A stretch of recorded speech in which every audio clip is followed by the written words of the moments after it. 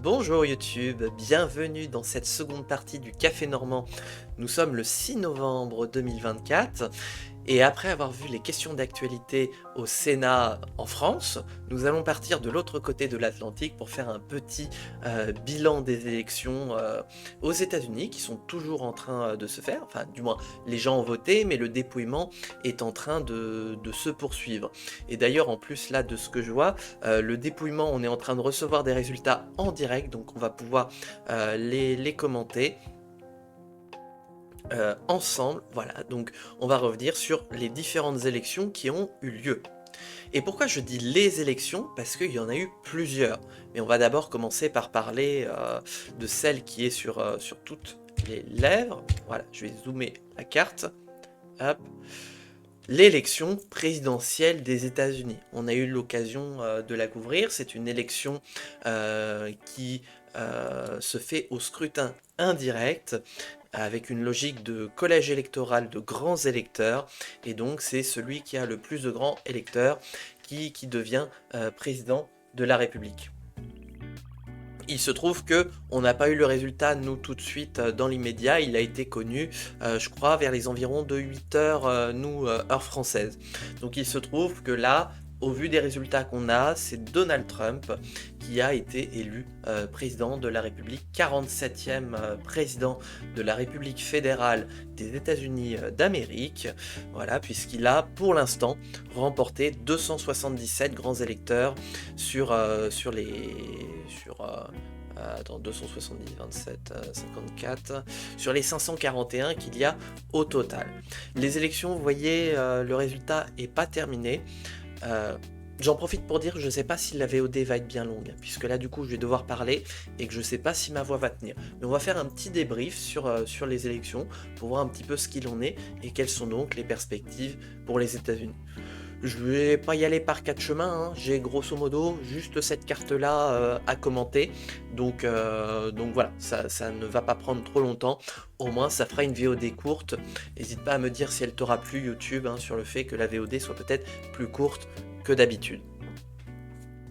Donc, la première élection, puisque les Américains votent une fois tous les 4 ans, mais pour toutes les élections en même temps chez eux, c'est ce qu'on appelle l'Election Day, qui a lieu traditionnellement le premier mardi du mois de novembre, et donc c'était hier, le 5 novembre.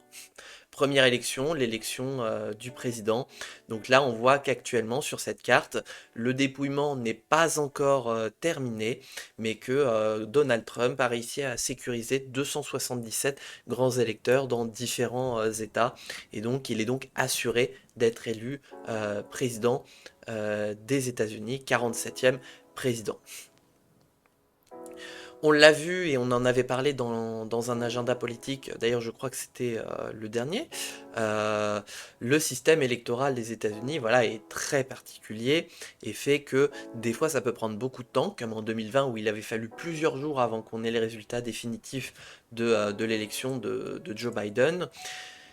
Et là, ça peut aller très vite. Finalement, 12 heures après, on était pratiquement fixé sur le fait que non seulement Donald Trump était en tête, mais qu'en plus, bah, là maintenant, il est assuré de gagner.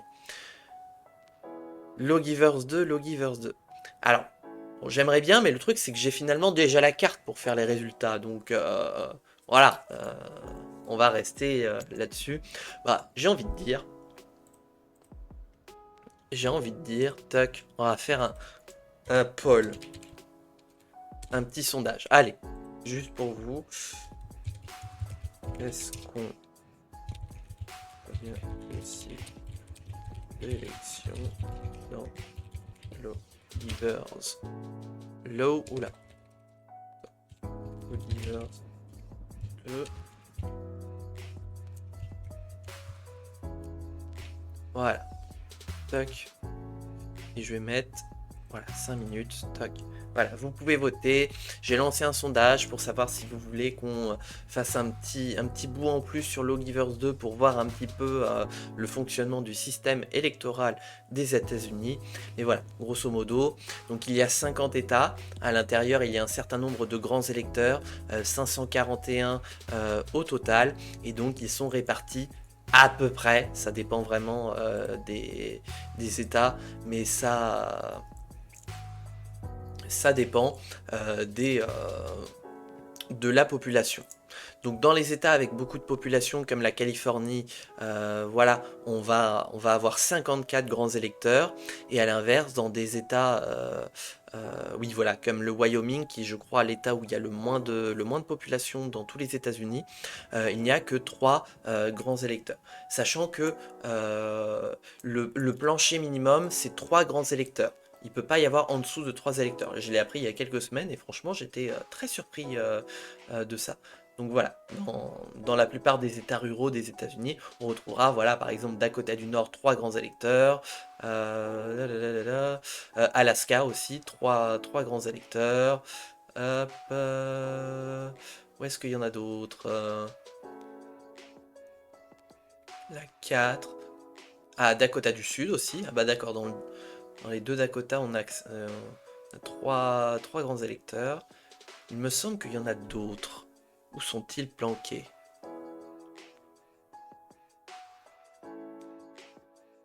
Là, on a Virginie occidentale, mais c'est 4. Le Maine, c'est 4. New Hampshire, 4. Le Vermont, 3 grands électeurs, voilà.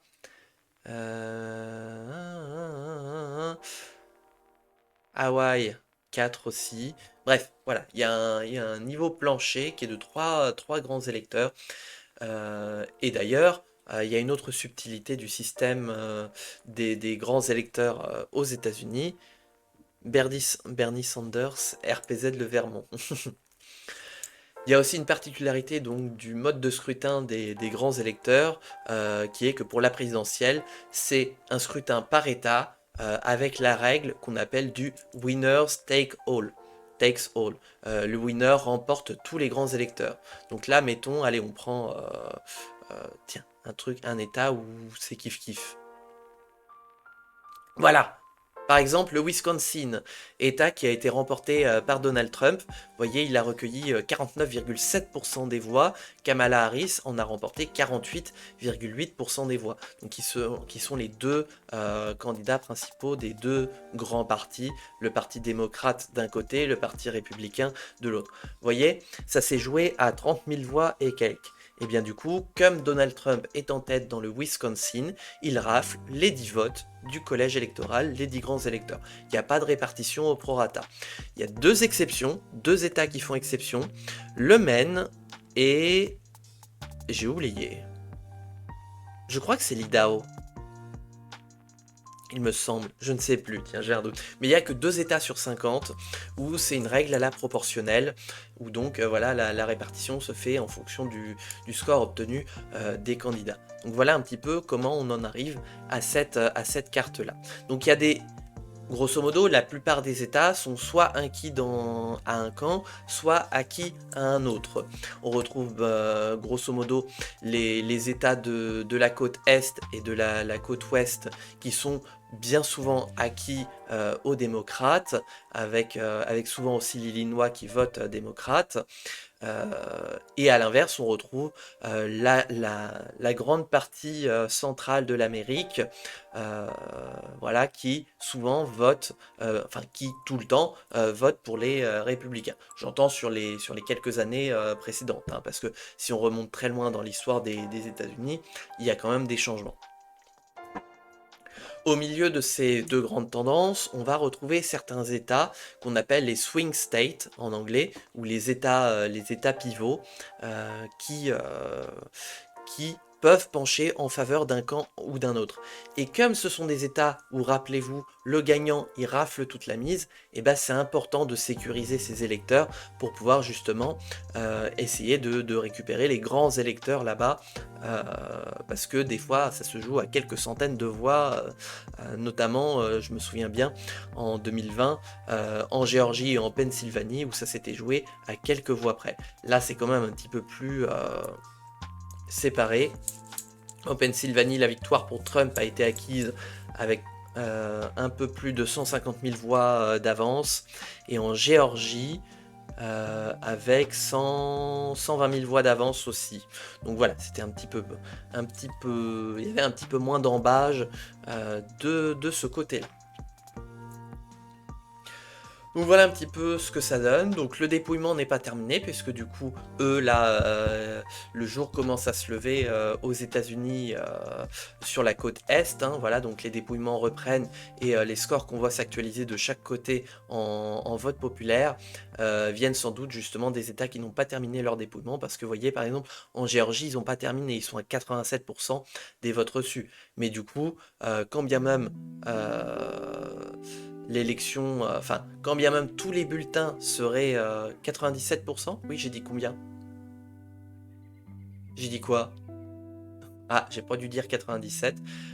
Mettons, si tous les bulletins restants étaient en faveur de Kamala Harris, bah, ça changerait pas l'issue du scrutin. C'est pour ça qu'on annonce qu'en Géorgie, c'est Donald Trump qui a gagné. Voilà, et vous voyez, partout, bon, ça avance, mais on n'a pas tous les résultats définitifs. En revanche, il y a encore des États où c'est pas encore terminé. Vous voyez, par exemple, dans le Michigan, ça se joue à un mouchoir de poche entre Kamala Harris et Donald Trump. On est à 98% de votes reçus et on est à une différence de l'ordre de 90 000 voix. T'avais dit 87.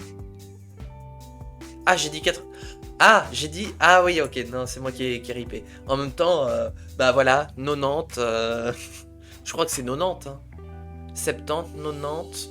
Comment ils disent 90, les Belges et les Suisses? Je ne sais plus. Je ne sais plus. Bref, c'est vrai de ce côté-là, le belge et le flamand, 70, 80, 90. Ok, d'accord. Ok, donc 90, c'est 90.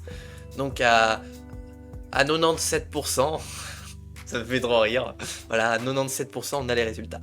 Mais dans le Michigan, voilà, on est à 98% des votes, des votes dépouillés. Et ça peut changer la donne en faveur de Kamala Harris ou bien renforcer la situation de Donald Trump. On va voir les résultats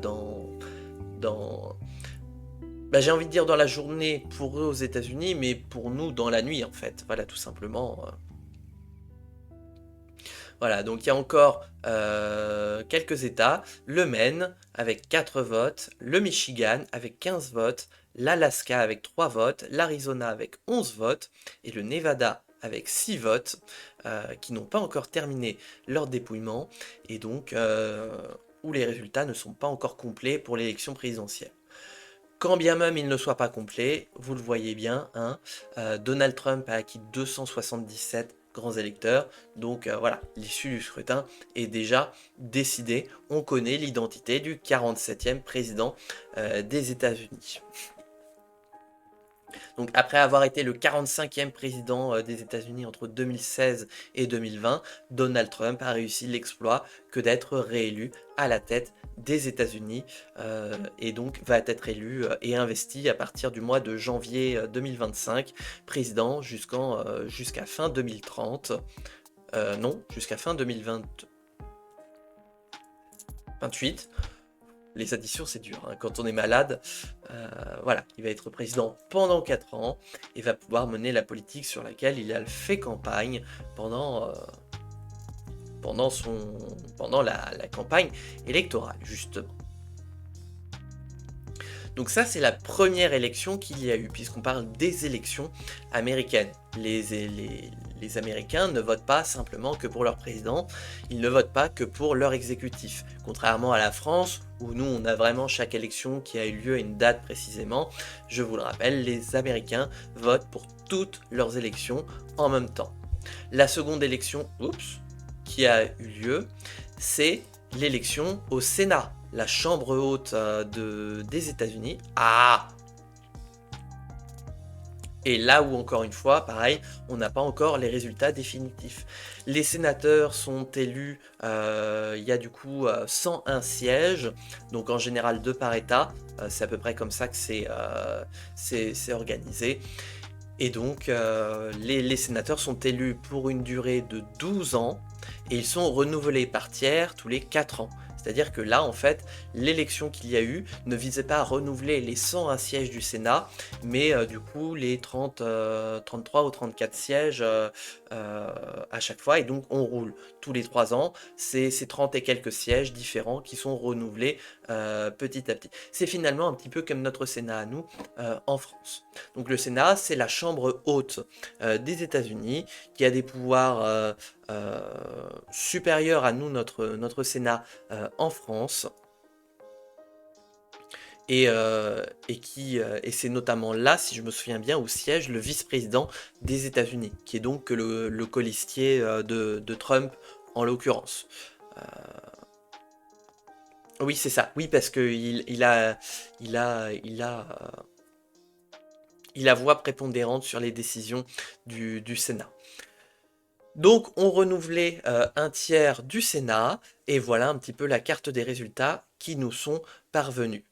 À l'instar de l'élection présidentielle, c'est une vague trumpiste qui envahit le Sénat, puisque là, même si on n'a pas encore l'ensemble des résultats, eh bien, il semblerait que les républicains renforcent leur situation, puisque là, à ce jour, ils ont remporté 3 sièges supplémentaires, et ils ont sécurisé une majorité absolue au Sénat avec 52 sièges, sachant que la majorité est à 50.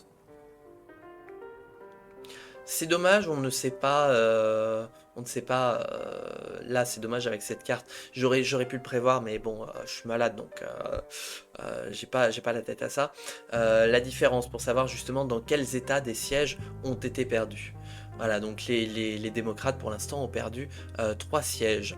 Sachant qu'il y a une particularité pour les démocrates, il y a 2 sièges qui sont ce qu'on appelle un caucus, c'est-à-dire une alliance en fait avec le parti démocrate.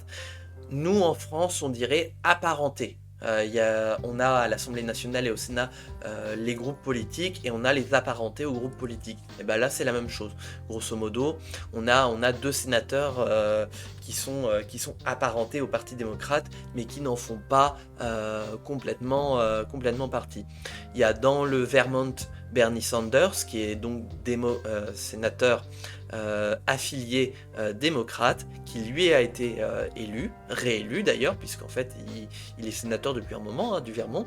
Et dans le Maine, où on a Angus King Jr. Est-ce qu'il fait partie du caucus des démocrates? On ne sait pas. Mais pour l'instant, sa victoire n'est pas acquise, puisque le dépouillement se fait toujours. C'est pour ça que le dépouillement, il prend du temps aux États-Unis. Il peut prendre jusqu'à plusieurs semaines, en tout cas une semaine minimum, puisque du coup, vous voyez, il y a 4 élections à dépouiller.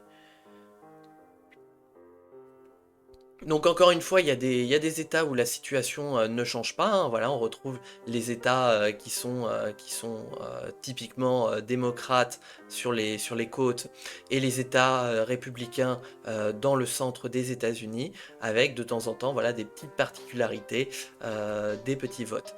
Et vous remarquerez d'ailleurs, et c'est ça qui est intéressant, c'est que un État qui est acquis en termes de grands électeurs pour la présidentielle ne veut pas dire que le sénateur sera de la même couleur politique que le président. Regardez, si on retourne sur la carte de la présidentielle, j'attire votre œil sur le Michigan, justement. Regardez, le Michigan, où c'est Elissa Slotkin qui est en tête. Elle n'est pas pour l'instant élue, mais pour l'instant, elle fait la course en tête, en tant que démocrate. Vous voyez que là, dans le Michigan, c'est Donald Trump qui fait...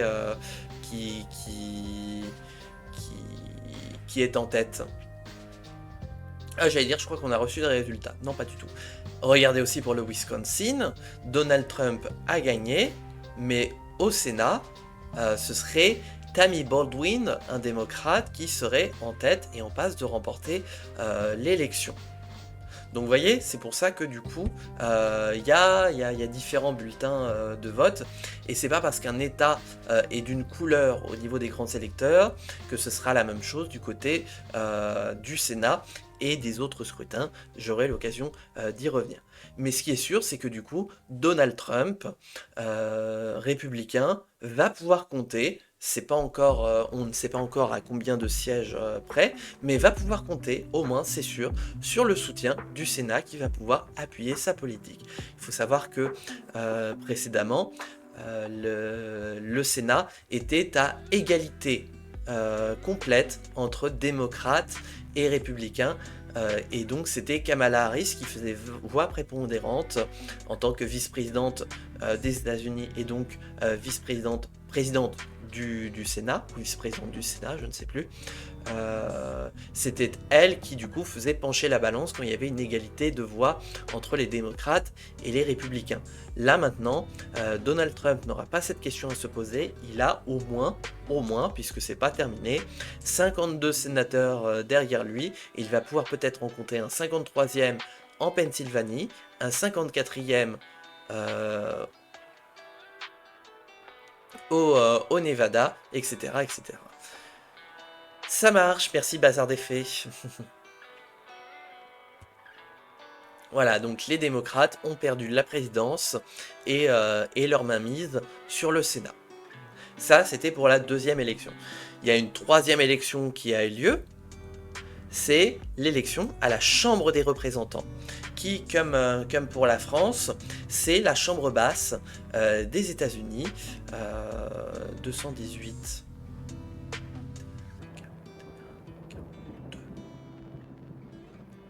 J'essaye de faire le compte, attendez. 136, donc 437 sièges. Et là c'est grosso modo comme aux législatives en France. C'est un scrutin par circonscription. Voilà. Et donc tout le monde est élu en même temps, comme à l'Assemblée nationale. Là, vous voyez ici, l'issue du scrutin est quand même un peu plus incertaine. Les républicains avaient réussi à sécuriser, ils en avaient pris le contrôle à la moitié du mandat de Joe Biden il y a 2 ans.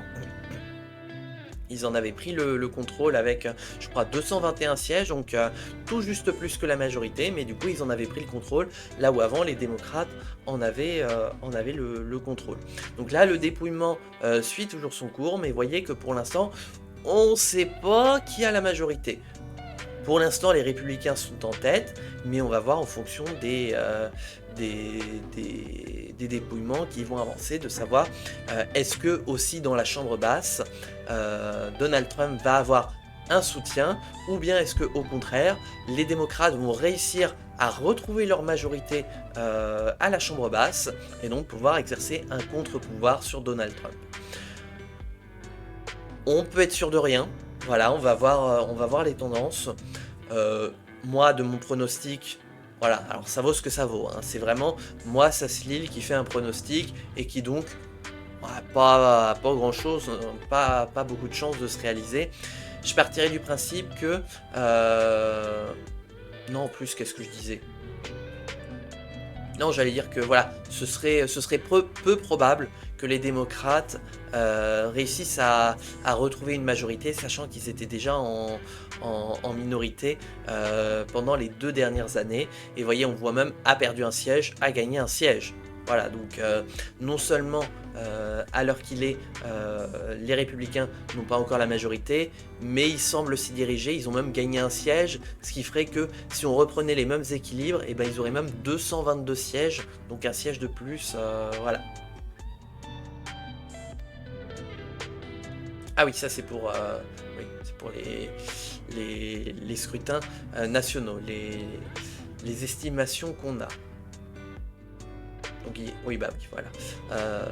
Donc voilà, et donc il y a plein de circonscriptions, vous voyez, on retrouve un petit peu, en fait, en regardant, vous voyez, par exemple, on va prendre la Californie, qui, je vous le rappelle, vote très majoritairement pour Kamala Harris, hein, vous voyez, presque à 60% pour Kamala Harris. Vous voyez que quand on regarde le détail, et bah du coup, la répartition des représentants, elle est complètement différente. Et on voit bien un petit peu justement les dynamiques de vote où en fait on peut expliquer pour l'instant, hein, voilà, actuellement, la dynamique de vote démocrate qui est principalement un vote urbain et côtiers, puisque vous voyez, c'est sur les côtes que les démocrates et dans les grands centres urbains qu'ils font leur voix. Regardez, voilà, du côté de Chicago, etc. C'est là où ils font le plus de voix, où ils ont le plus de sièges. Et à l'inverse, le vote républicain, on peut le voir comme un vote de l'Amérique centrale, de l'Amérique rurale, voilà, en opposition donc à ce vote démocrate. Et donc, l'intérêt de la Chambre des représentants, c'est que cette fois, il n'y a pas de winner takes all. Vous voyez, là pour l'instant, si on prend la Californie, qui est donc un bastion historique des démocrates, vous voyez que les démocrates, ils ont 30 sièges et que les républicains arrivent quand même à en sauver 6. Alors peut-être un 7e, un 8e et un 9e, voilà, il y en a une quarantaine, hein, il me semble, en Californie. On attend la suite des résultats, mais voyez que du coup, ça équilibre un petit peu. Si on va dans l'état de New York, vous voyez que c'est à peu près réparti. Ah non, il y a quand même 2 tiers pour les démocrates et 1 tiers pour les républicains. Dans le Maine, il y a 2 circonscriptions. Voilà, la Floride qui a bien voté Donald Trump. Vous voyez qu'il y a quand même des lieux où on vote démocrate, hein. On retrouve voilà, les grands centres urbains avec Miami, Orlando, Tampa, voilà, qui ont voté démocrate. Par exemple, le Texas, qui à l'inverse est un bastion républicain, lui aussi très ancré. La Californie est aux démocrates, que le Texas est aux républicains. Vous voyez que le vote rural est écrasant en faveur des républicains, mais que on retrouve encore une fois cette dynamique des centres urbains avec Houston, Austin, San Antonio, Dallas, etc., etc., qui continuent de voter pour les démocrates. Et donc là, vous voyez, là on a 30 pour 6 et là on a 25 pour 12. Donc c'est pour ça que je dis que on n'est pas encore totalement sûr des résultats pour la Chambre des représentants. On pourrait avoir des surprises. Voilà, la surprise avait été déjà en 2022 quand les républicains avaient pris le contrôle de la Chambre des représentants. Là, la question va être de savoir est-ce qu'ils vont garder leur contrôle ou bien est-ce que les démocrates vont reprendre le contrôle de la Chambre des représentants. Et c'est quand même une des chambres très importantes puisque à elles deux, elles forment le pouvoir législatif des États-Unis. Donald Trump, nouvellement élu, va avoir besoin des deux s'il veut gouverner et mettre en place son programme sur lequel il a été élu. Parce que sans Chambre des représentants, la navette parlementaire telle qu'elle est aux États-Unis sera complètement perturbée. Quand bien même ça ne fonctionne pas de la même manière qu'en France, hein, bien sûr. Je vais boire un coup et je vais faire attention à ma voix.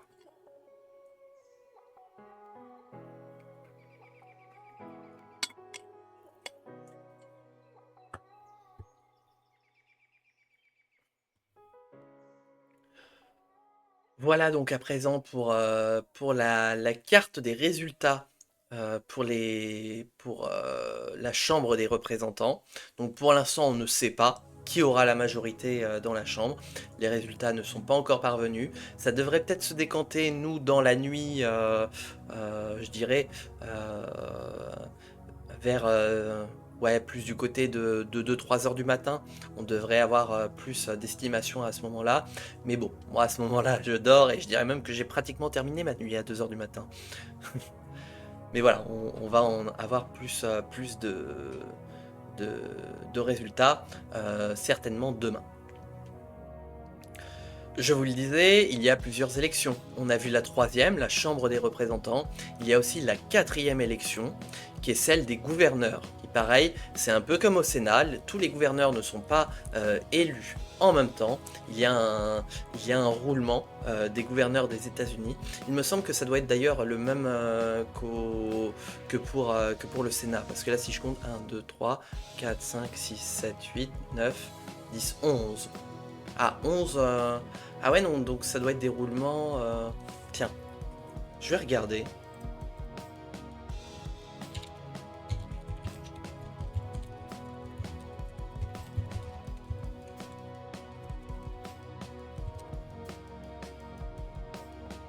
Le gouverneur est élu au suffrage universel direct, au scrutin uninominal majoritaire à un tour, pour un mandat de 4 ans.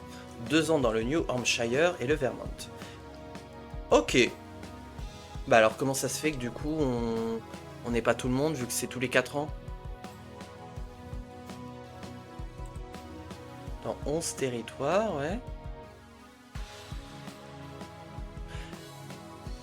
Ah mais du coup, tiens, la carte des élections de 2020, c'est la même que celle de 2024. Gouverneur. Nananana. Le gouverneur dirige la branche exécutive de l'État et suivant les États peut avoir un contrôle. Nanana.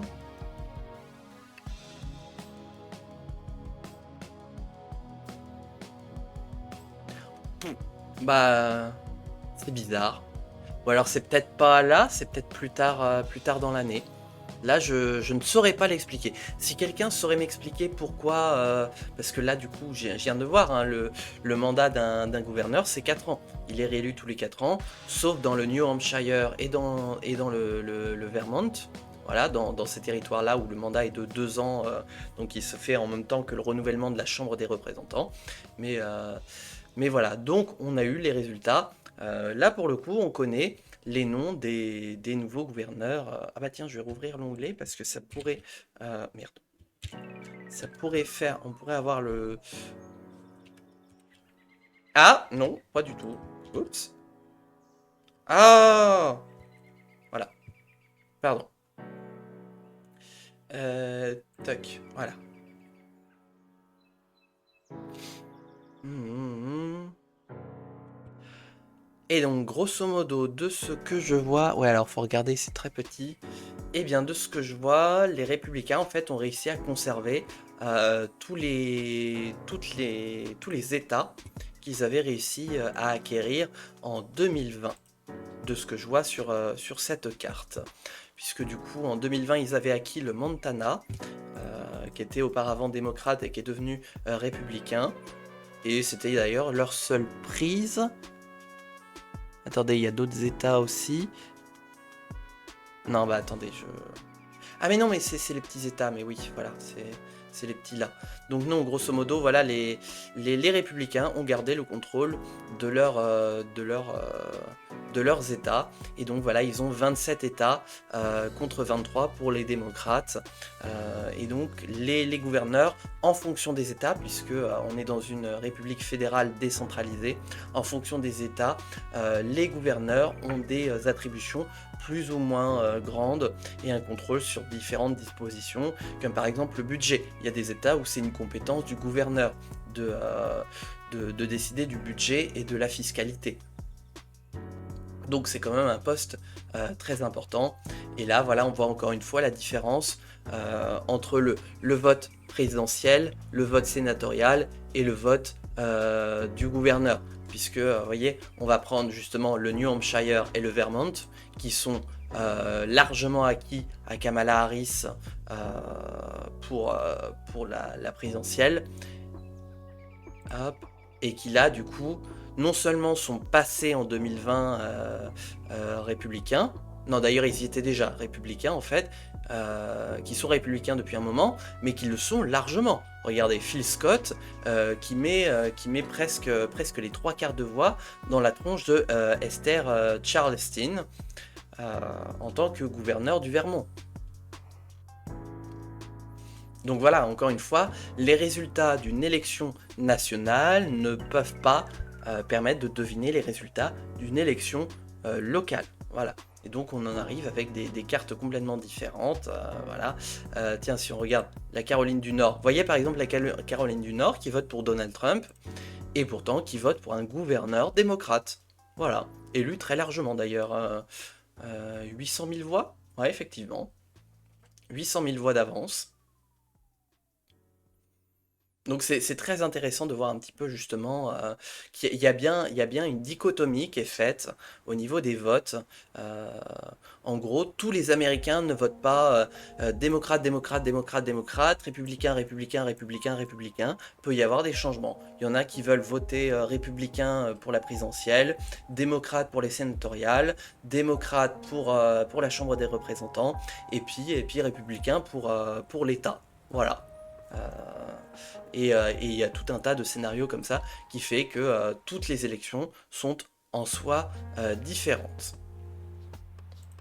Il y a aussi des référendums locaux, notamment plusieurs, j'en avais vu sur. Ah oui, mais non, mais du coup. Ah oui, voilà. Ah oui, il y a quand même des. Ouais, des référendums locaux, euh, où là, en fait, ils discutent d'éléments à ajouter dans les constitutions des États.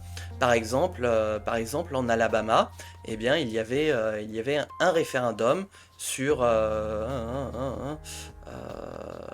eh ben, je ne saurais pas vous le compte.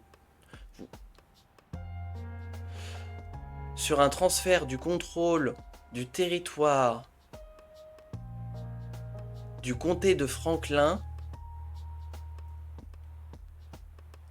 alors, Board of the Education, ce serait un petit peu, nous, ce qu'on pourrait traduire comme... alors, c'est...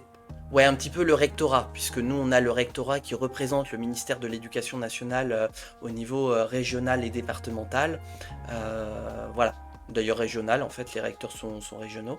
Euh, voilà, ce serait à peu près ça. Voilà. Il y a des sujets sur lesquels voilà, les Américains doivent voter. Voilà.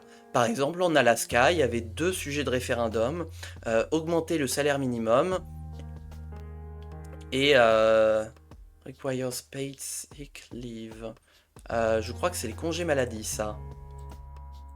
Voyez, donc là, ils sont grosso modo pour. Deuxième mesure, repeals open primaries and ranked choice voting.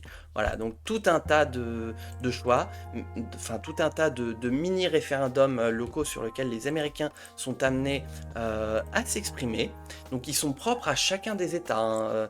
C'est pas un référendum sur l'ensemble des États-Unis, c'est vraiment à l'échelle de chaque État. Et donc je sais qu'il y avait eu notamment plusieurs référendums sur la question de l'avortement. Est-ce qu'ils constitutionnalisent l'avortement dans les constitutions des États? Pas de l'État fédéral, hein, mais des États fédérés. Il y avait plusieurs États qui posaient la question, et de mémoire, il y en a 3 qui ont dit oui, mais je ne pourrais pas vous les citer, et il y en a un qui a dit non. Il me semble que celui qui a dit non, d'ailleurs, c'est la Floride. On va aller voir. Florida, Florida, Floride, voilà. Alors, ils ont voté non pour ça. Nanana. Waouh, ah oui, il y avait pas mal. Voilà. Créer un droit constitutionnel à l'avortement, eh bien, ils étaient en... Quoi? Bah, attendez. Mais qu'est-ce que c'est que cette merde? Mais il y a un problème, là. Avec 42% des voix, c'est le non qui l'emporte, alors qu'il y a 57,2% des voix en faveur du oui. Mais il y a que moi qui comprends pas. Ou alors est-ce qu'ils font comme en France? Les Républicains sont arrivés 6e de l'élection, donc ils ont gagné Matignon.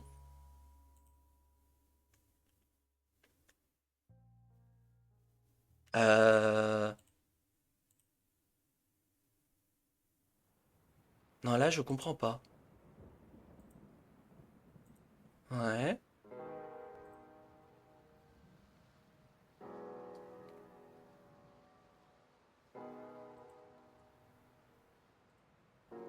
C'est très bizarre. J'arrive pas à voir. This proposed amendment to Florida's constitution would prohibit laws restricting abortion before fetal viability or when necessary to protect a pregnant woman's health.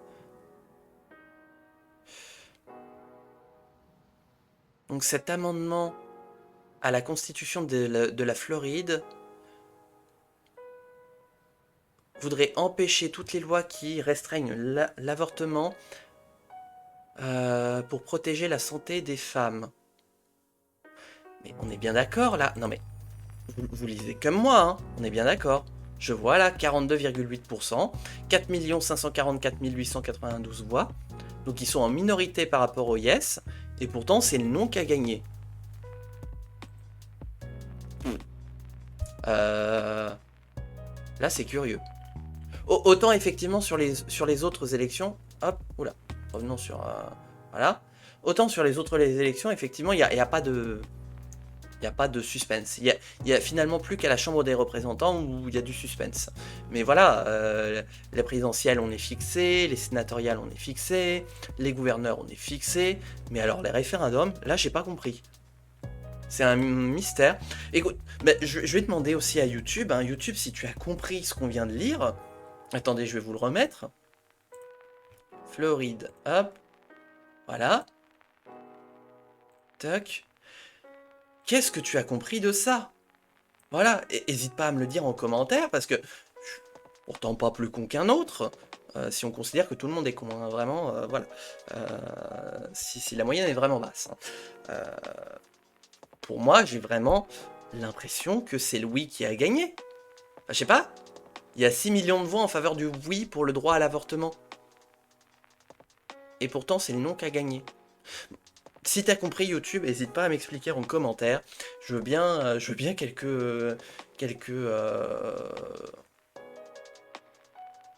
quelques lumières pour m'aider à comprendre. Parce que là, je suis...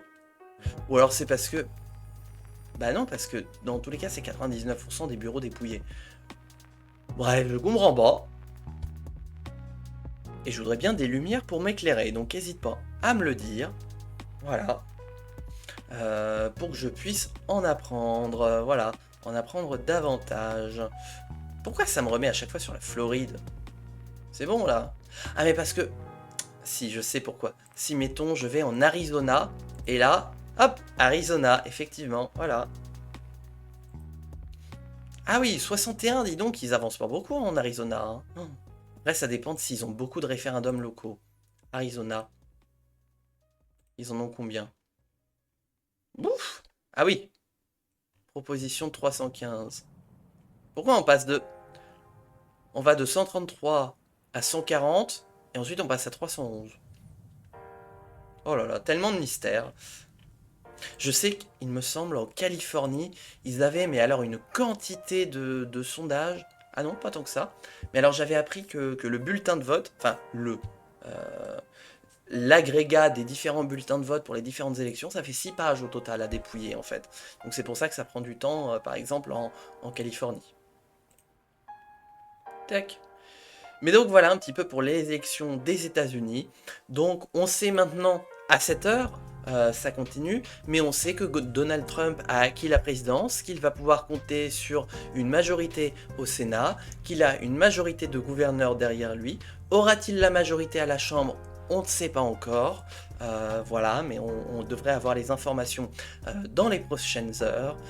Voilà ce qu'il en était donc pour l'élection des États-Unis. Est-ce que tu es content, YouTube, que Donald Trump ait été élu ou pas? Est-ce que tu es en larmes que Kamala Harris ait perdu? N'hésite pas là aussi à me le dire dans les commentaires. Je suis curieux de savoir ce que tu en penses. Ou bien est-ce que ça te bouscule pas plus que ça, hein? Voilà. Tu as le droit aussi. Hein. Il n'y a pas de problème là-dessus. Voilà donc un petit peu pour le tour des élections présidentielles américaines. On va avoir le dénouement dans les prochaines heures. Ce qui est sûr, c'est que ça va aller beaucoup plus vite qu'en 2020. Mais on va être fixé, voilà, très rapidement. Voilà un petit peu pour cette seconde partie de VOD sur le Café Normand, sur les élections des États-Unis. J'espère qu'elle t'aura plu, YouTube. On va s'arrêter là. Et puis je vais globalement clôturer le live. Hop, j'espère que ça t'aura plu. N'hésite pas à mettre un pouce bleu si tu as aimé. Ça m'encourage beaucoup et ça me fait gagner en visibilité pour continuer à attirer plus de monde. N'hésite pas à t'abonner, à mettre la cloche. Et bien sûr, n'hésite pas aussi à venir sur Twitch si tu veux discuter politique. Ce sera vraiment très sympa. J'encourage toutes les formes d'expression politique, qu'elles soient partisanes ou apartisanes, politique ou apolitique. Toutes les opinions ont leur place à partir du moment où elles sont, on va dire, non discriminantes. Voilà. Hein. Allez, j'arrête cette VOD là, YouTube, porte-toi bien, des bisous, et à bientôt.